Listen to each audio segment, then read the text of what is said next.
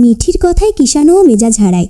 হ্যাঁ বন্ধুরা, আজকের পর্বে এমনই মজার ঘটনা দেখতে পাবে, তাই পুরোটা জানতে ভিডিওতে লাইক দাও আর চ্যানেলটি সাবস্ক্রাইব করে সঙ্গে থাকো।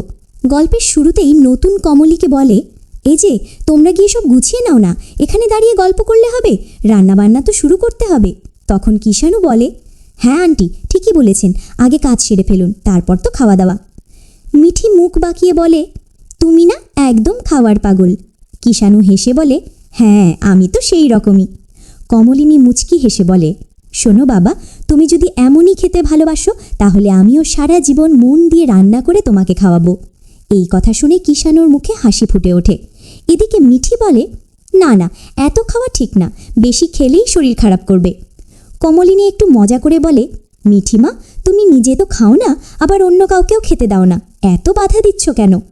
কিষাণু আগ্রহ নিয়ে জিজ্ঞেস করে, আচ্ছা আন্টি, আজ মেনুতে কি কি আছে?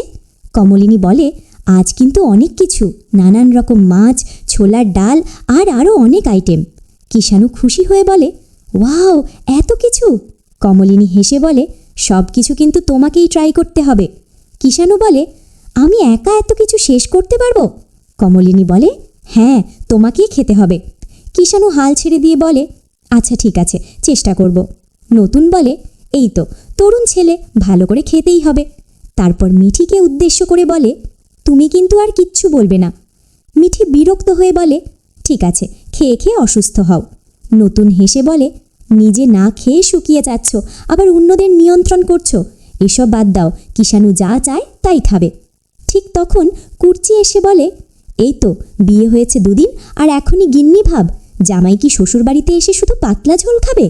এই কথা শুনে মিঠি চুপ মেরে যায়। এরপর দেখা যায় দুই ঠাম্মি রান্না নিয়ে প্রতিযোগিতায় নেমে পড়েছে। দুজনেই ব্যস্ত আর সবাই মজা করে দেখছে। নতুন বলে, ওনাদের একটু সাহায্য করলে হয় না? কুর্চি বলে, মা আমি সাহায্য করি? ঠাম্মি সঙ্গে সঙ্গে বলে, না না দরকার নেই, আমি নিজেই পারবো। বড় ঠাম্মি উস্কানি দিয়ে বলে, হ্যাঁ রান্না করো দেখি। ঠাম্মি বলে, এই তো প্রায় শেষ।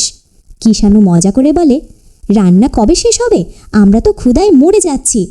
ঠাম্মি বলে, আমারটা প্রায় শেষ হয়ে গেছে, পায়েসও বানাচ্ছি। কমলিনীর মা গর্ব করে বলে, আমি তো 3টে পদ তৈরি করে ফেলেছি, আর উনি এখনও একটাতেই আছেন।